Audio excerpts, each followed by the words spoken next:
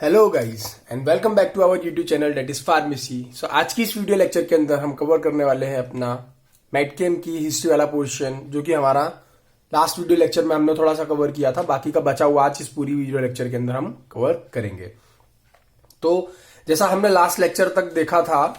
इसकी हिस्ट्री के बारे में कि early investigations of natural products के बारे में देखा था हमने ये देखा था कि फर्स्ट फार्माकोपिया मतलब कब लॉन्च हुई थी, किस कंट्री में लॉन्च हुई थी, लंदन की फर्स्ट फार्माकोपिया कब लॉन्च हुई थी। ठीक, अगर आपने वो वीडियो लेक्चर अभी तक नहीं देखा है तो आप प्लीज प्लेलिस्ट को विजिट करिए चैनल पर जाके और उस वीडियो को आप जरूर देखिए। तो आज की इस वीडियो लेक्चर में हम कवर करेंगे यहां से आईयूपीएससी के अकॉर्डिंग क्या होता है।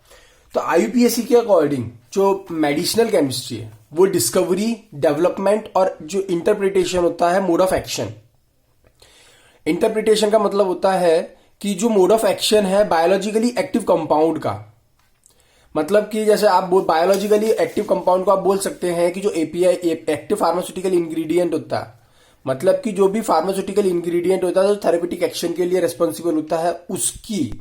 हम जो एक्शन होता है मोड ऑफ एक्शन उसके बारे में हम बात करते हैं, और उसको किस तरह से डेवलप किया जाता है उसके बारे में बात करते हैं, उसकी डिस्कवरी किस तरह से की जाती है उसके बारे में बात करते हैं। तो जनरली जो मेडिसिनल केमिस्ट्री होती है उसकी तीन स्टेज होती है। पहली स्टेज जो होती है वो होती है डिस्कवरी स्टेज, दूसरी स्टेज जो होती है वो होती है ऑप्टिमाइजेशन स्टेज, तीसरी होती है डेवलपमेंट स्टेज। मतलब कि कोई भी प्रोडक्ट है, मान लीजिए कोई भी थेरापेटिक मतलब जो प्रोडक्ट है उसकी सबसे पहले हम डिस्कवरी करेंगे कि वो एक्चुअली में है क्या। ठीक, और फिर डिस्कवरी करने के बाद में उसको हम ऑप्टिमाइज करेंगे, और ऑप्टिमाइज करने के बाद में उसको हम डेवलप करते हैं। ठीक, तो जो डिस्कवरी स्टेज होती है that basically involves the therapeutic target and identification of discovery and production of new active substances. मतलब कि हमारे पास जो होती है ये चॉइस होती है कि थेरापेटिक टारगेट के ऊपर एक्शन करने के लिए हम मतलब जो थेरापेटिक टारगेट है उसका चॉइस करते हैं, हम आइडेंटिफिकेशन करते हैं और डिस्कवरी करते हैं, और इसके साथ साथ हम प्रोड्यूस भी करते हैं न्यू फार्मास्यूटिकल एक्टिव सब्सटेंसेस को। ऑप्टिमाइजेशन स्टेप के अंदर हम क्या करते हैं कि जो हमारा प्रोडक्ट हमने जो डिस्कवर किया है उसको हम इंप्रूव करते हैं, और उसके बाद में हम क्या करते हैं जनरली ये जो ऑप्टिमाइजेशन स्टेज होती है आप ऐसा बोल सकते हैं कि जो आप मेडिसिनल केमिस्ट्री में आने वाले कुछ टॉपिक्स में आने वाले कुछ टाइम के अंदर हम पढ़ेंगे सार का मतलब होता है स्ट्रक्चर एक्टिविटी रिलेशनशिप।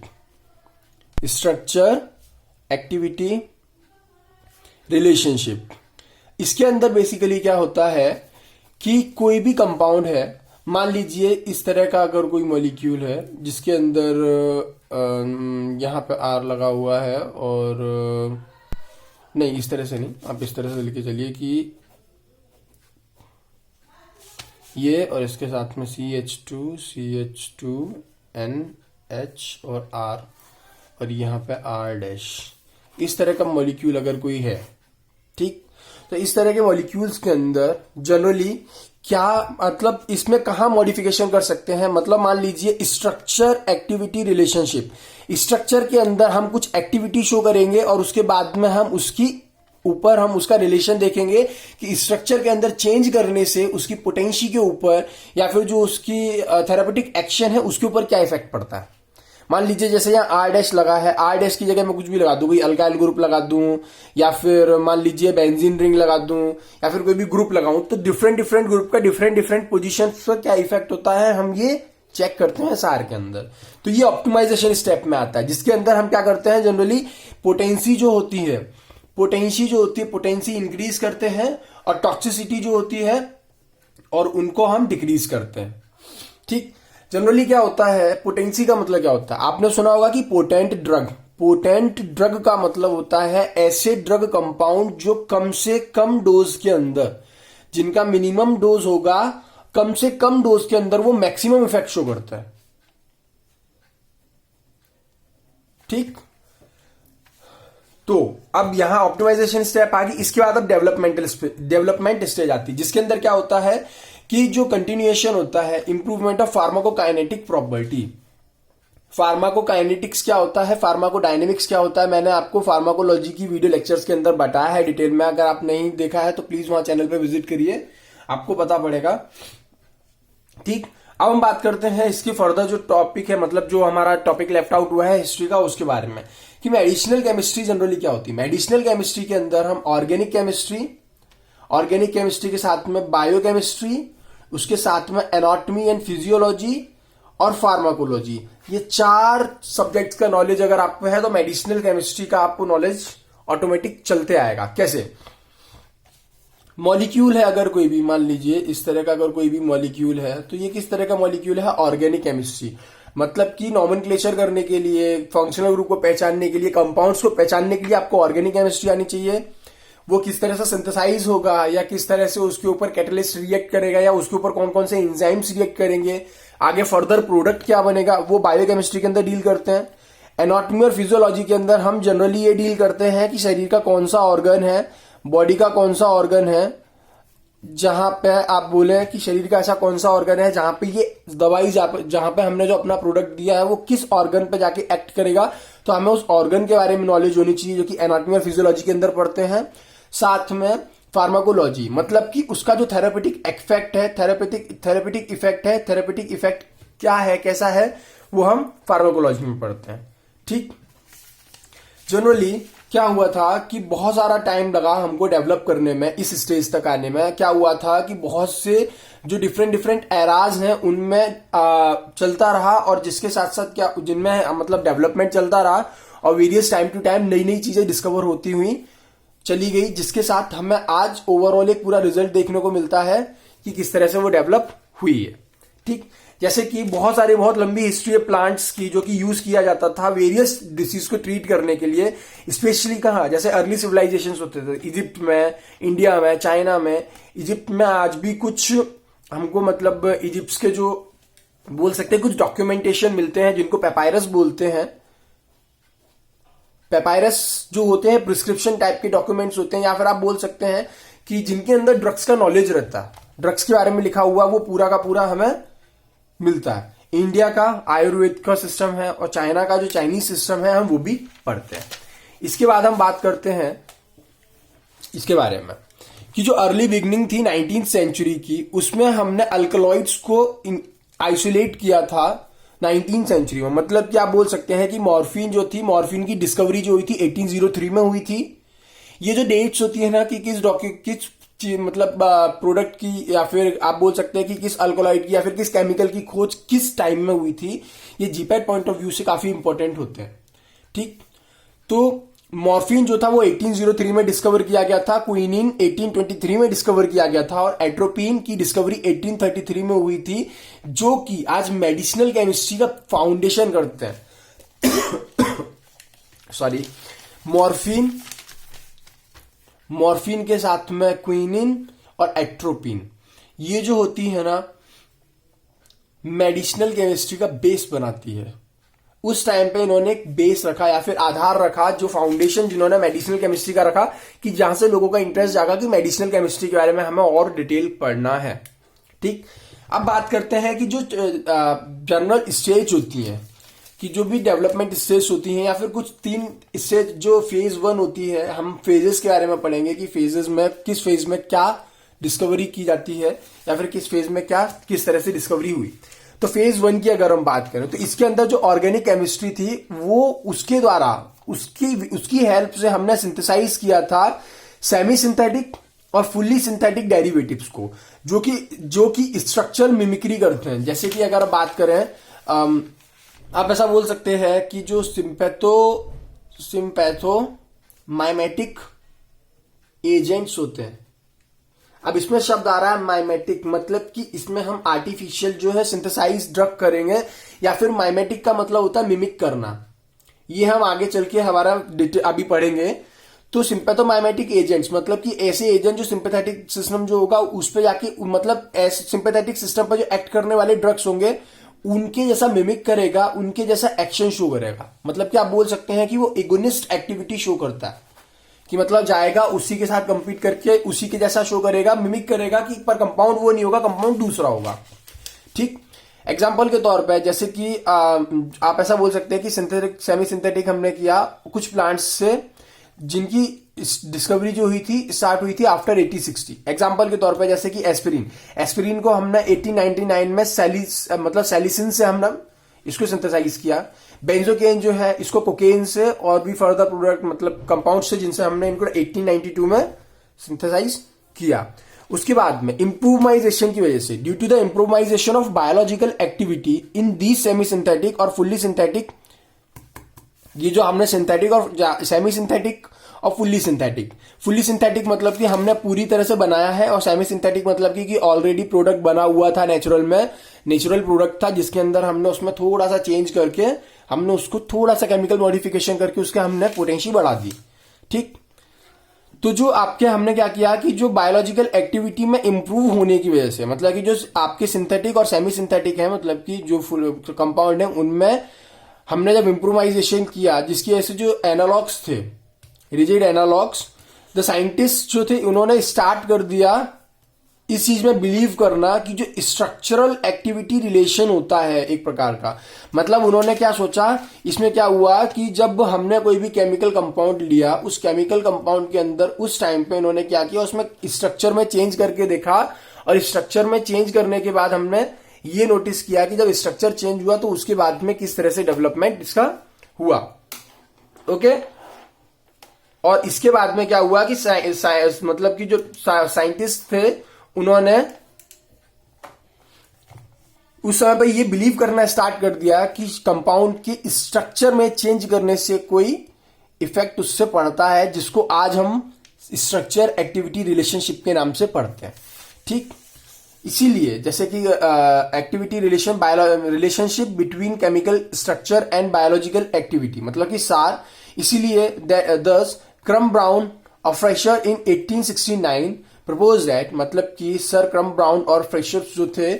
इन्होंने 1869 के अंदर ये प्रपोज किया कि जो सेल होता है, cell can respond to the signal from specific molecule, मतलब कि स्पेसिफिक मॉलिक्यूल्स होते हैं उनके साथ में सेल जो होता है वो रिस्पॉन्ड करता है। फेज 2 में क्या होता है कि phase 2 the second phase of modern medicinal chemistry, मतलब कि जो क्या था, मतलब कि which is around 1940 to 1980 had been the introduction of all modern therapeutic classes, मतलब कि जितनी भी मॉडर्न थेरापेटिक क्लासेस थी उनके बारे में हमने इसमें इंट्रोड्यूस किया। These drugs were the outcome of organic chemistry, organic chemistry की हेल्प से हमने इनमें मॉलिक्यूल्स में मॉडिफाई किया, और सेकेंड स्टेज में जो मॉडर्न केमिस्ट्री थी, मॉडर्न मेडिसिनल केमिस्ट्री थी, उसमें इंप्रूव किया। The period, which is around 1945 to 1965, may be considered as the golden era. This may be considered as the golden era in the history of medicinal chemistry, where many important therapeutic classes of drugs were invented, like corticosteroids were discovered in 1949, oral contraceptives की discovery 1959 में हुई, antipsychotics की discovery 1950 में हुई, anti depressants जो होते हैं इनकी 1955, बेंजोडाइजेपिन्स की 1960, और जो हाइपोग्लाइसेमिक्स होते हैं इनका 1957। ये जो डेट्स हैं, ये डेट्स आपकी जीपैट पॉइंट ऑफ व्यू से भी इंपॉर्टेंट रहती है, काफी पूछते हैं, ये जीपैट में आती है। जैसे कि अगर हम बात करें कि डिस्कवरी कहाँ किस टाइप से हुई, ठीक, तो जो मॉर्फिन होता है, मॉर्फिन की डिस्कवरी जो थी, मॉर्फिन की डिस्कवरी हमने मतलब कि किस टाइम पे हुई, 1803 में पेपेवर सोमनिफेरम से। इमिटीन की डिस्कवरी जो हुई ये आपके हुई 1816 में, और इनकी एक्टिविटी कैसी होती है इमिटीन की, इमिटीन मतलब इमेसिस करना, इमेसिस का मतलब क्या होता है, वोमिटिंग, मीन्स ये वोमिट सेंटर पर जाके वोमिटिंग को इंड्यूस करता है, इसीलिए इमिटीन। मॉर्फिन जो होता है एनाल्जेसिक के रूप में हम यूज करते हैं। कैफीन जो होता है सीएनएस स्टिमुलेंट मतलब कि कैफीन जो है, कैफिया अरेबिका बीन्स जो होती है, इनसे 1819 में डिस्कवरी की, और ये सीएनएस स्टिमुलेंट की तरह एक्ट करती है। कोल्चिसिन की बात करें तो कोल्चिसिन जो होती है, कोल्चिसिन ऑटोमनिल, इसका बायोलॉजिकल सोर्स है, या फिर आप बोल सकते हैं इसका हर्बल सोर्स है, जो 1820 में आइसोलेट किया गया था कोल्चिसिन ऑटोमनिल से, जो कि हम यूज करते हैं जो र्यूमेटिज्म होता है और जो गाउट की प्रॉब्लम होती है उसको ट्रीट करने के लिए हम कोल्चिसिन का यूज करते हैं। क्विनिन की अगर बात करें तो क्विनिन सिंकोना बार्क से हमने 1823 में हमने आइसोलेट किया था, जो कि एंटी मलेरियल के रूप में यूज किया जाता है। एट्रोपिन जो होता है that is isolated from Atropa belladonna in year 1833 which act as anti cholinergics. जो फाइसोस्टिग्माइन होता है that is isolated from Calabar beans in 1864 which is used to treat glaucoma. Okay, और हम बात करें कि जैसे कोकेन होता है, कोकेन कोकोआ लीफ से मिला 1884 में, जो कि लोकल एनेस्थीसिया के रूप में आप यूज करते हैं। डिजॉक्सिन जो होता है डिजिटेलिस परप्यूरा से 1930 के अंदर हमने यूज किया, जो कि कार्डियोटॉनिक के रूप में यूज होता है। रिजरपाइन जो होता है that is isolated from Rauwolfia serpentina in 1952 which act as anti hypertensive. इसके साथ साथ कुछ और भी हैं ड्रग्स, जैसे कि आप बोल दीजिए कि एट्रोपिन जो होता है, एट्रोपिन आइसोलेट किया गया था 1823 में। आप और इसके बाद में जो जनरल एनेस्थेटिक्स है जैसे कि डाइइथाइल ईथर विच इज मतलब कि 1842 के अराउंड हमने जर्नल जो एनेस्थेटिक्स थे उनको हमने आइसोलेट किया। ठीक, इसके बाद में आप बोल सकते हैं कि क्लोरोफॉर्म जो होता है, ये क्लोरोफॉर्म 1847 में हमने आइसोलेट किया। एंटीसेप्टिक्स जो होते हैं मतलब कि जो स्पेशली जैसे कि आप बोल सकते हो कि आयोडीन वाला जो है वो एंटीसेप्टिक्स, ये हमने आइसोलेट किया था 1839 में यूज किया। फिनॉल कंपाउंड, फिनॉल आप जानते ही हैं ऑर्गेनिक केमिस्ट्री में बहुत यूज होता है, दिट इज डिस्कवर्ड इन 1860। और इसके साथ साथ 1869 में जो आपके ट्राइक्लोरोइथेनॉल होता है, ट्राइक्लोरोइथेनॉल जो होता है ये हमारा मतलब हमने 1869 में हमने उसको डिस्कवर किया, और जो कि किसके लिए यूज होता है, जो हिप्नोटिक एक्टिविटी होती है। आप बोल सकते हैं कि जो हिप्नोटिक एक्टिविटी होती है, हिप्नोटिक एक्टिविटी को ये जो क्लोरल होता है, क्लोरल मॉलिक्यूल होता है, इसमें क्लोरोइथेनॉल है तो ट्राइक्लोरोइथेनॉल के अंदर जो क्लोरल मॉलिक्यूल है उसकी हिप्नोटिक एक्टिविटी के लिए हम इसको यूज करते हैं। इसका स्ट्रक्चर जनरली जो होता है वो ये होता है, कार्बन के साथ Cl और उसके साथ में यहाँ CH लगा रहेगा, जो डबल बॉन्ड O मतलब कि एल्डिहाइड ग्रुप यहाँ अटैच होगा। ठीक, तो ये क्लोरल जो है आप बोल सकते हो कि ट्राइक्लोरोइथेनॉल उसका स्ट्रक्चर है, जो कि हिप्नोटिक एक्टिविटी ये शो करेगा। इसके बाद में फेज थर्ड के अंदर क्या हुआ था कि जो टेरेटोजेनिक इफेक्ट होते हैं, टेरेटोजेनिक इफेक्ट का मतलब होता है कि जो प्रेग्नेंट वुमेन्स होती हैं, जनरली जो प्रेग्नेंट वुमेन्स होती हैं उनके अंदर डॉक्टर्स उस टाइम पे, जब फीमेल्स जब होती हैं प्रेग्नेंट होती हैं, उस टाइम पे डॉक्टर्स जो होते हैं वो सर्टेन ड्रग्स को लेने से मना कर देते हैं कि आपको ये ड्रग्स नहीं लेना है। क्यों? क्योंकि वो जो ड्रग्स होते हैं ना, वो ड्रग्स हमारे क्या करते हैं, वो जो फीटस होता है, हम बोल सकते हैं जो इन्फेंट, जो बेबी बॉर्न होने वाला है, फीटस जो है उसके अंदर वो आपके एबनॉर्मेलिटी को कॉज करती है, जिसकी वजह से एबनॉर्मल जो बेबी होता है वो बॉर्न होता है। ठीक, इसका मतलब ये है कि टेरेटोजेनिक इफेक्ट का मतलब होता है कि जो बेबी होता है, बेबी के अंदर हमारे कुछ इफेक्ट शो होते हैं, मतलब कि उसका डेवलपमेंट प्रॉपर नहीं हो पाएगा, तो वो कॉज करता है टेरेटोजेनिक। ठीक, इसके बाद हम बात करें तो जैसे कि हम बात करें फेज थर्ड, तो थैलिडोमाइड था, उसका सेडेटिव इफेक्ट देखा हमने एपिसोड 1960 के अंदर, है ना। और उसके बाद में जो सेकंड इंपॉर्टेंट इवेंट था इस टाइम पे क्या हुआ था, फेज थर्ड के टाइम पे जो क्वालिटी स्ट्रक्चर एक्टिविटी रिलेशनशिप होता है, वो जो क्वांटिफिकेशन होता है, क्वांटिफिकेशन ऑफ सार जो होता है, डेट इज सर बाई हांच इन 1964 के अंदर डेवलप किया गया था, उसके इंट्रोडक्शन हुआ था। ये दोनों के दोनों इवेंट्स, मतलब कि जो थैलिडोमाइड्स था, ये टेरेटोजेनिक इफेक्ट, थैलिडोमाइड्स और उसके साथ में QSAR, ये दोनों के दोनों इवेंट्स ने ड्रास्टिक इंपैक्ट डाला था जो आपकी मेडिसिनल केमिस्ट होते हैं, उनकी सोचने की एबिलिटी के ऊपर ड्रास्टिक आपके इंपैक्ट डाला था। ठीक, उसके बाद में सर्टेन सॉफ्टवेयर्स थे जैसे कि QSAR जो था, इसके अंदर आप बोल सकते हैं कि जो कॉम्पैरेटिव मॉलिक्यूलर फील्ड एनालिसिस COMFA, और उसके बाद में आप बोल सकते हैं कि pharmacophore mapping, genome drug, recombinant drugs, proteomics, और उसके बाद में होमोलॉजी मॉडलिंग, हाई थ्रूपुट, और स्क्रीनिंग, इसके साथ साथ बहुत सी चीजें सॉफ्टवेयर के साथ साथ इंप्रूव हुई। उसके साथ साथ ये सर्टेन आपकी कैटेगरी है एनाल्जेसिक्स, जैसे नार्कोटिक एनाल्जेसिक्स, इसका प्रोटोटाइप एग्जांपल है मॉर्फिन। इंट्रोडक्शन की ये ईयर्स हैं, तो ये ईयर्स जो हैं ये आपको याद करने पड़ेंगे, ये जीपैट पॉइंट ऑफ व्यू से बहुत इंपॉर्टेंट होते हैं। तो आज की इस वीडियो लेक्चर के अंदर सिर्फ इतना ही। अगर आपको मेरा वीडियो लेक्चर पसंद आया हो तो प्लीज लाइक शेयर सब्सक्राइब करना ना भूलें, और अगर आप चैनल पर नए हैं तो प्लीज सब्सक्राइब कर दीजिए और बेल आइकन को दबा दीजिए, जिसके साथ साथ आपको इसी तरह का अच्छा और नया कंटेंट, काफी इंप्रोवाइज कंटेंट हम आपको यूट्यूब पर प्रोवाइड कराते रहेंगे। मिलते हैं आप लोगों से नई वीडियो लेक्चर के अंदर, तब तक के लिए stay safe and stay happy. See you guys.